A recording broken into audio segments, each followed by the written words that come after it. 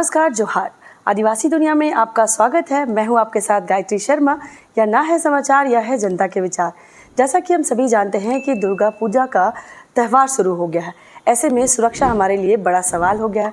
अब इसी पे परिचर्चा करने के लिए हम आ पहुंचे हैं रांची रेंज के डीआईजी अनूप सर के पास। इनका कीमती समय लेते हुए हम जल्दी इनसे जुड़ते हैं और पूछते हैं कि सर, ऐसे बूढ़े बुजुर्ग महिलाएं सभी बड़ी संख्या में बाहर होंगे, तो सुरक्षा के क्या पुख्ता इंतजाम इस बार किए गए हैं?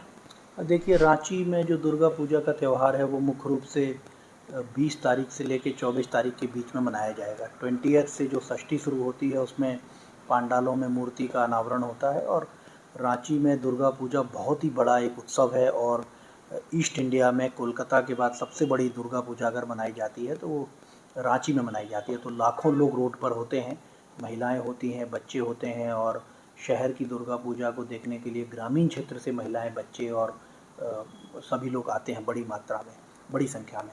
तो उसके लिए हम लोगों ने काफ़ी इंतजामात किए हैं। लगभग 7,000 पुलिसकर्मी और पदाधिकारी हैं जो इस दौरान में ड्यूटी पर रहेंगे रांची की सड़कों पर, ग्रामीण और शहरी क्षेत्र में। लगभग 385 पूजा पांडाल हैं रांची में, जिनमें हर पूजा पांडाल में हम लोग पुलिसकर्मियों की प्रतिनियुक्ति करेंगे। और महत्वपूर्ण जगहों पर जो स्टैटिक फोर्स है उसकी भी प्रतिनियुक्ति की जाएगी, और जो पेट्रोलिंग पार्टीज़ हैं वो भी रहेंगी। और जो डीसी रांची हैं और एसएसपी हैं, उन्होंने एक डिटेल जॉइंट ऑर्डर इसका निकाला है, जिसमें पुलिस पदाधिकारियों और कर्मियों के साथ मजिस्ट्रेट की भी प्रतिनियुक्ति की गई है।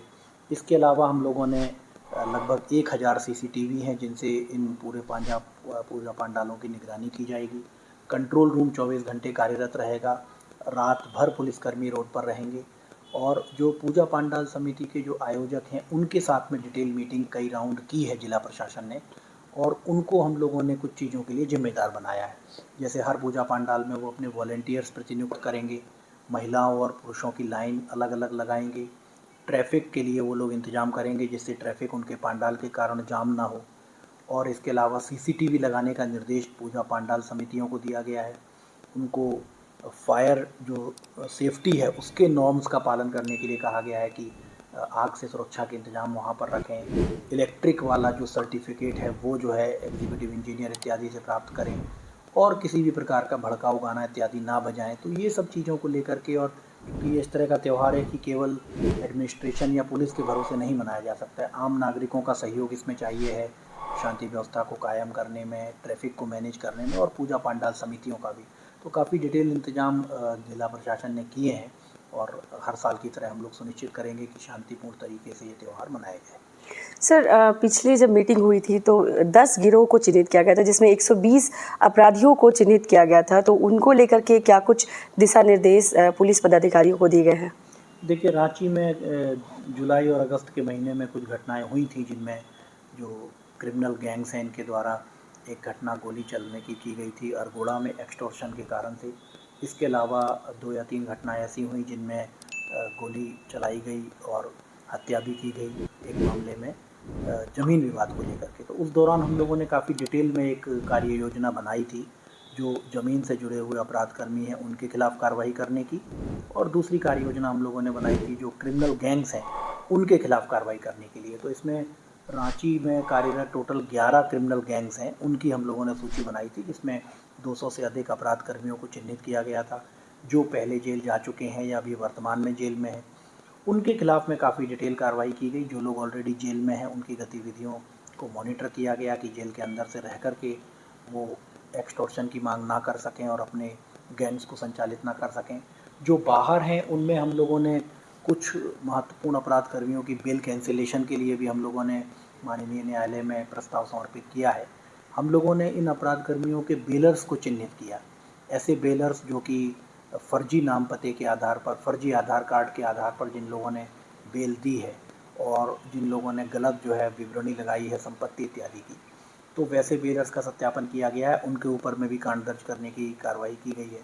इसके अलावा जो लोग जेल से बाहर हैं उनको सीसीए के तहत में थाना हाजिरी करने की कार्रवाई, तो लगभग 50 से अधिक अपराध कर्मी ऐसे हैं जिनको या तो थाना हाजिरी की कार्रवाई की गई है या जिला बदर करने की कार्रवाई की गई है।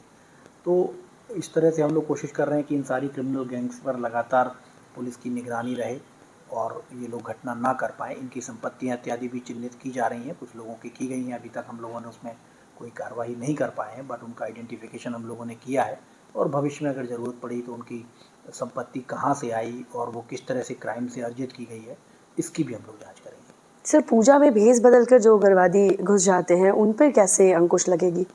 आपका मतलब है असामाजिक तत्वों से कि जो जाकर के और कभी किसी महिला का पर्स छीन लेते हैं या चेन स्नैचिंग कर लेते हैं या पर्स इत्यादि चोरी करने का, मोबाइल चोरी करने का काम करते हैं। तो इसके लिए देखिए ये एक बड़ी समस्या पूजा में होती है कि लोग इस तरह की छोटी-छोटी चीज़ें करते हैं। इसमें पुलिसकर्मी तो हर पूजा पंडाल में रहेंगे ही, तो अगर इस तरह की कोई मामला आता है तो तुरंत लोग शिकायत करें। तो हम लोग पूजा पंडाल के सीसीटीवी के माध्यम से या जो 1000 सीसीटीवी जो रांची स्मार्ट सिटी के जो सीसीटीवी हैं और जो रांची सिटी कंट्रोल के जो सीसीटीवी हैं, उनके माध्यम से हम लोग ऐसे लोगों को चिन्हित करेंगे। दूसरा, वॉलंटियर्स की इसमें महत्वपूर्ण भूमिका है। हर पूजा पंडाल के लोगों को कहा गया अपने वॉलंटियर्स रखने के लिए जो ऐसे लोगों पर निगाह रखें कि ऐसे लोग कोई चेन स्नैचिंग करना या किसी महिला का बैग लेना या किसी का मोबाइल चुरा लेना, ये सब कार्रवाई ना कर सकें। परंतु फिर भी इस तरह की वारदातें बहुत भीड़ में होती है, लाखों लोग रोड पर होते हैं। तो वैसे मामले में आप कंट्रोल रूम को बता सकते हैं। कंट्रोल रूम का व्हाट्सएप नंबर भी है, मोबाइल नंबर भी रहेंगे। जो वहाँ पर पूजा पंडाल में पुलिसकर्मी प्रतिनिधि हैं, उसको लोग बता सकते हैं। और इसके अलावा जो पीसीआर की गाड़ी वगैरह है, 100 डायल पर सूचित कर सकते हैं। तो बहुत से तरीके हैं और हम लोग कोशिश करेंगे कि इस तरह की घटनाएं कम से कम हों। जी, क्योंकि समय का बहुत अभाव है, इसलिए हम एक आखिरी सवाल सर से लेंगे। सर, जनता से क्या कुछ अपील करना चाहेंगे? देखिए, मैं अपील करूंगा लोगों से कि दुर्गा पूजा बहुत ही बड़ा उत्सव है और आप अपने परिवार के साथ, बच्चों के साथ, सभी के साथ उसको मनाएं, बहुत अच्छे से मनाएं, आनंद लें उत्सव का 4-5 दिनों में। लेकिन अपनी जिम्मेदारियों का पालन करें, ड्रग्स इत्यादि का सेवन ना करें और शराब इत्यादि पी करके कतई जो है मेला में घूमने ना जाएं। ड्रंकन ड्राइविंग की चीज़ें ना करें। हम लोग इस दौरान इस बात की भी जांच करेंगे कि अगर शराब पी के कोई बाइक चला रहे हैं या गाड़ी चला रहे हैं तो उनको भी हम लोग उनके लाइसेंस को जब्त करेंगे, जुर्माना लगाएंगे। तो बेसिकली और किसी भी प्रकार की अगर आपको कोई आपत्तिजनक चीज़ दिखाई देती है या कोई शिकवा शिकायत है तो ज़रूर एडमिनिस्ट्रेशन को सूचित करें, कंट्रोल रूम को सूचित करें, ताकि हम लोग उस पर कार्रवाई कर सकें। आप अगर कहीं कुछ गलत कार्य हो रहा है तो उसका वीडियो भी बना सकते हैं। उस वीडियो बना करके भी रांची पुलिस के व्हाट्सएप पर भेज सकते हैं, कंट्रोल रूम को दे सकते हैं, निकटवर्ती थाना को बता सकते हैं। तो बेसिकली आम नागरिकों के सहयोग से ही ये संभव होगा कि हम इतनी बड़ी पूजा को अच्छे तरीके से निकाल सकें। जी, समय देने के लिए बहुत बहुत शुक्रिया सर। तो यह थे हमारे साथ अनूप सर, जिन्होंने अपना समय निकाल करके लोगों से अपील की है, साथ ही साथ जनता को भी कोऑर्डिनेशन के लिए कहा है। आप यह त्यौहार हर्षोल्लास के साथ मनाइए, साथ ही साथ जो गाइडलाइंस प्रशासन की ओर से जारी किए हैं उसे ज़रूर फॉलो करिए। आप देख रहे हैं आदिवासी दुनिया, मैं हूँ आपके साथ गायत्री शर्मा।